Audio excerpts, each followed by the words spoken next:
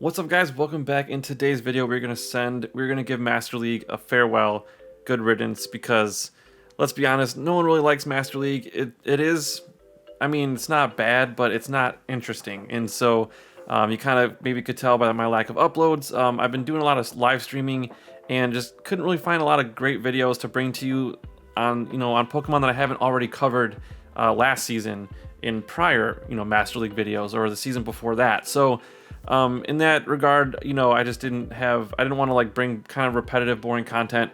And so I was kind of focusing on Twitch, but I'm very excited to announce that I'm going to be live premiering this video, which means I'll be in the live chat after this video, as this video is uploaded. So if you're watching it right when I upload it, you'll get to talk to me in the chat. And if you want to talk to me some more, if let's say you missed the first, the initial premiere of this video, right after this video airs, so today's Monday, first day of Halloween Cup, go over to twitch.tv/JRskatr, and you can talk to me, and I'm going to be doing live streaming my last 4 sets of today, and I'll be doing Halloween Cup for that. So again, it's twitch.tv/JRskatr. Thank you so much for all your support. It really does mean a lot to me. And let's get started.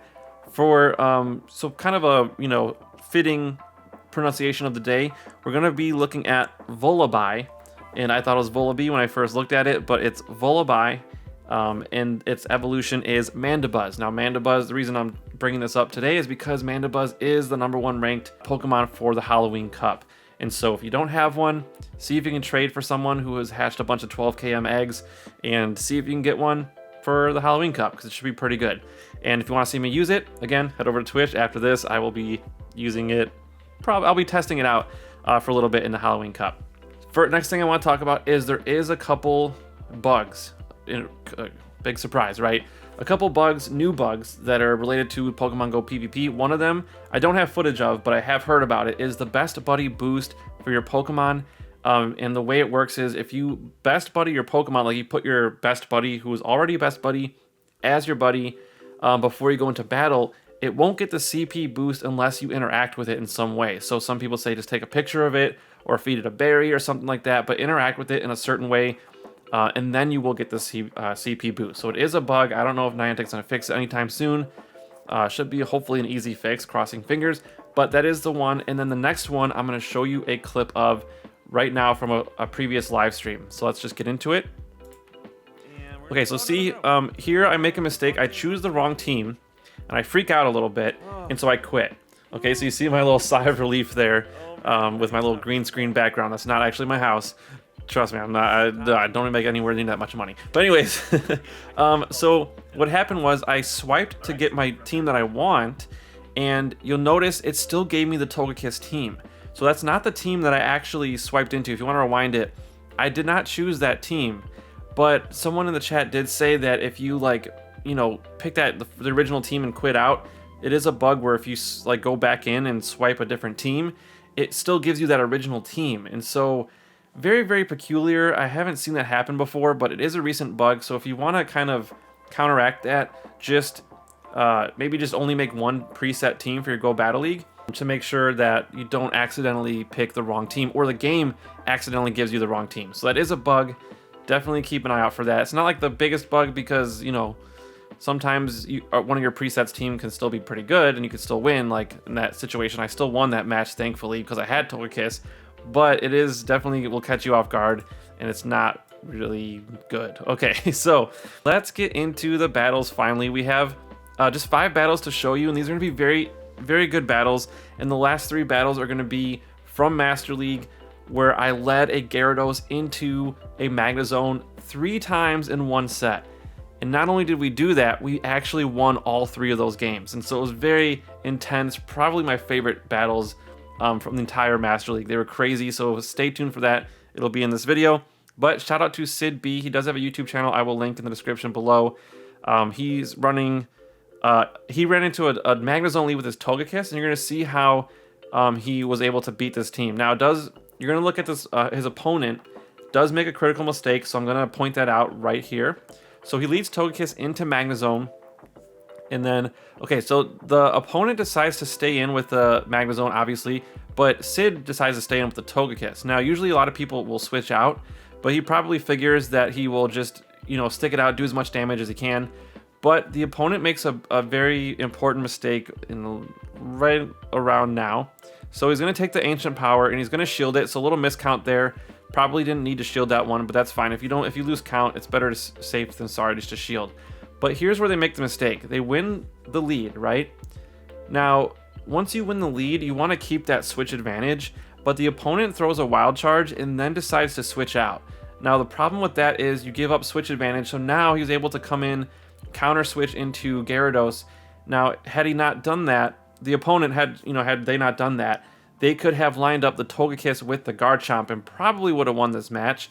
So a very important lesson to take away: if you lead Magnezone into Togekiss, or even, doesn't matter what cup you're doing, Great League, Ultra League, Halloween Cup, if you win that lead and you only have a little bit of health left, just let your Pokemon go down and then keep that switch advantage and use that to your advantage. There's very rare situations where you'll win the lead and then you'll voluntarily want to give up switch advantage. So that comes with experience. I can't even think of an example off the top of my head, but there are maybe some rare cases where you will want that. So now you see here the Togekiss did take a ton of damage from that Gyarados, and so it's not going to be able to do much damage to the Garchomp. And then the Garchomp's going to burn the last shield on that Mirror Shot and then farm up the Magnezone, and it's going to have enough energy to get to an Outrage.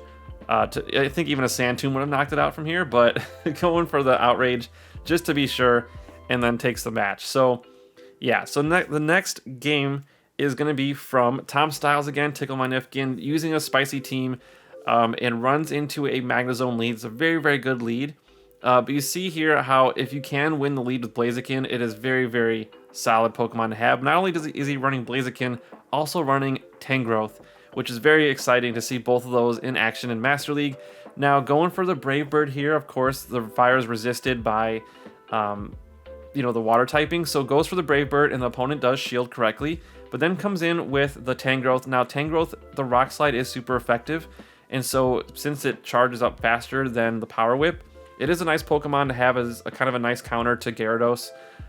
Maybe not like a hard counter, but it is a pretty good counter, like a soft counter, you would say, especially if it doesn't go shielded, like there, you can see. And this opponent looks like they were running Dragon Breath.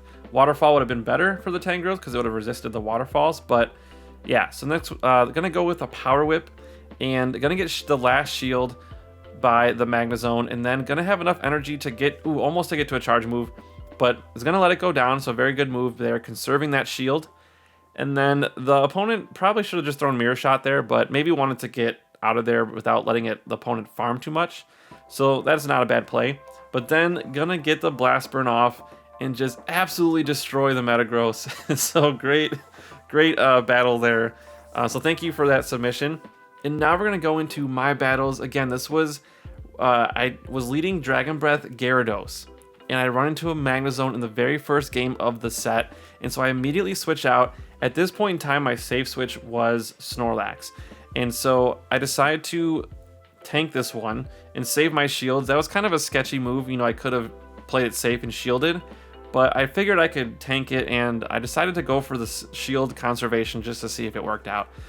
So anyways, they come in with Dragonite, and I'm just going to go for straight Body Slam. Obviously, Earthquake is resisted, and so I'm just going to go straight Body Slam. And here I decided to just let it go because I'm going to come back in with my Mamoswine and then farm up. Now, the reason I ran Mamoswine in this set is because it kind of soft counters a lot of Pokemon in the Great League meta. Like, it hits super effective against the Dragons with the Ice moves, and then it hits the Steels for super effective against the ground moves, and it does a ton of damage to Swampert as well with Avalanche. And so, and of course Togekiss, it can like one-shot a Togekiss with Avalanche, and so it does very well. Not one-shot, I take that back, it almost one-shots a Togekiss, but it has moves to counter everything. It doesn't win a lot of matches heads up. Like, for example, against a Dragonite, you can lose that lead matchup, especially if you let one Dragon Claw go through. So it's not like the tankiest Pokemon, but with energy advantage and with energy with a shield advantage, it is very, very dangerous. I've had my entire team before wiped out by one Mamoswine, and so that's why a lot of people do like Mamoswine. You do have to learn how to play with it a little bit, but you see there, we do the crazy sack swap there, and I don't even know if that was necessary because our Mamoswine was almost fainted. I maybe shouldn't have even done that looking back at it, But I am shielding because the wild charge would totally one-shot me. And then I was almost able to get to the Aqua Tail. You see me over there on the other side of the screen. I'm getting a little nervous. and then I get to an avalanche, so I guess swapping out did come to save me at the very end. And look at how little health I had. 1 HP and a dream, as they say. And that was insane. You can see the chat.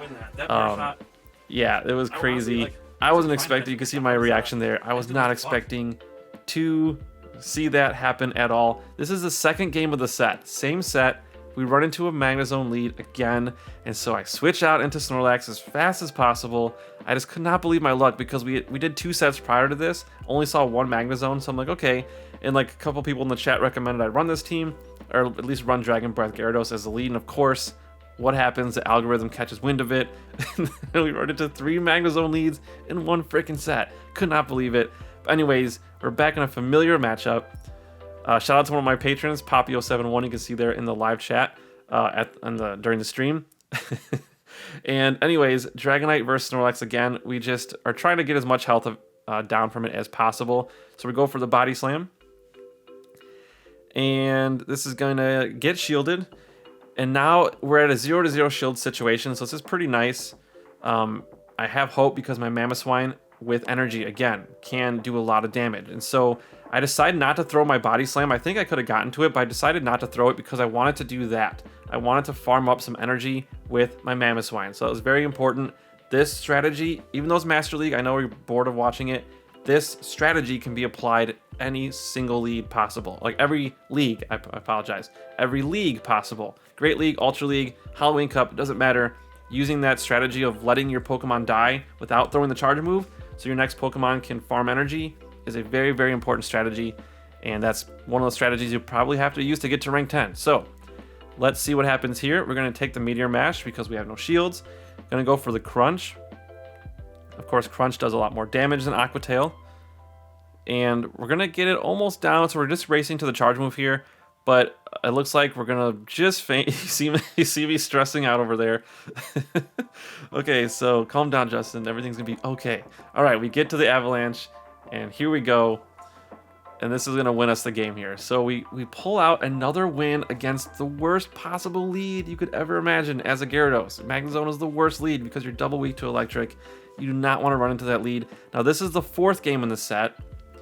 It's a Magnezone again. So we're going to switch out again into our safe swap, hoping that we could, you know, let it throw a wild charge and then throw some charge moves because they do more damage after that. And I started to shield here because a lot of times since they have switch advantage, they kind of just throw a wild charge and then dip out. And so I kind of anticipated that and decided to shield there. So we preserve a lot of health on our Snorlax because that would have done a big chunk of damage. Now this is before I actually had a Shadow Snorlax. I do like Shadow Snorlax better, but at the time I didn't have one. Or it wasn't maxed. So I'm running my regular Snorlax here, and I'm running Earthquake to surprise a lot of those steel types that might counter switch in. But anyways, Earthquake does nothing against Dragonite, so I gotta just go for straight Body Slam, and it's gonna get shielded there.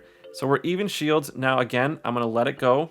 If I remember correctly, I let it go. Farm up with Mamoswine because with energy lead, Mamoswine is super deadly. Even if it's just 2 Powder Snows, that can make all the difference in a lot of situations. And so now, if I can land a Bulldoze, this will totally one-shot the Magnezone. And I decided to shield because I know it's going to be the Steel move. It's less energy. And I decided to go for the bait here. And I actually am able to get it. And then I'm going to probably... Okay, I think I was going to look to switch out there, but I decided to charge up to my Bulldoze, get it ready to go. Then I swap out. And now I have to deal with their Shadow Snorlax, which is going to be tough because Shadow Snorlax is very deadly, does a lot more damage. 20% to be exact. And then we're going to go to Aqua Tail, and we're just going to be duking it out here. We're even energy, so this is good. I'm going to get hit with another Body Slam, and then I'm going to go fight back with another Aqua Tail and just try to get this thing down as little as possible. And we just are able to get to the Aqua Tail. These matches were crazy sweaty, crazy intense. Luckily, my Gyarados had no health left, and I'm able to get to the Bulldoze for the win. And so it was crazy, and that is the advantage, and that is the hugest pro of running Mamoswine. With an energy advantage in that Master League meta, you can knock out so many Pokemon with the Bulldoze or the Avalanche. And so it really is where Mamoswine shines. with that energy lead. So I hope you guys liked this video. If you did, hit that like button and subscribe if you haven't already. I'm going to be posting a lot of videos for Halloween Cup. So if you want to submit some battles, Halloween Cup is a much more open meta. So if you have some really cool teams you want me to showcase, the email is in my description of these videos. And I'm going to upload a video tomorrow of my first Halloween battles if I get some good sets. If not, hopefully someone will submit some battles to me. Either way, I'm going to get a video out about Halloween Cup tomorrow. So thank you guys so much for watching, and I will catch you guys on Twitch right after this.